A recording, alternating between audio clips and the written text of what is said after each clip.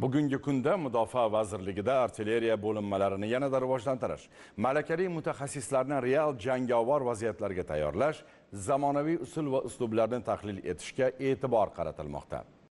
Shu maqsadda artilleriya bo'linmalari navbatdagi mashg'ulotlarni o'tkazdi.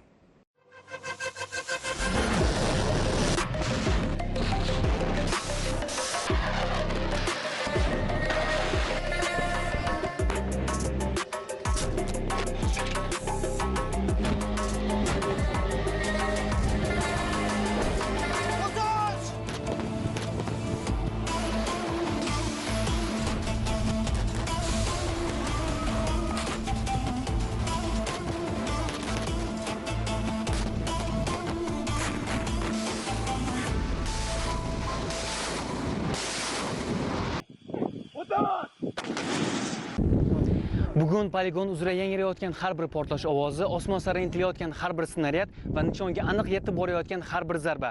Bular harbiy xizmatchilarimizning yuksak mahorati hamda puxta tayyorgarligidan darak bermoqda.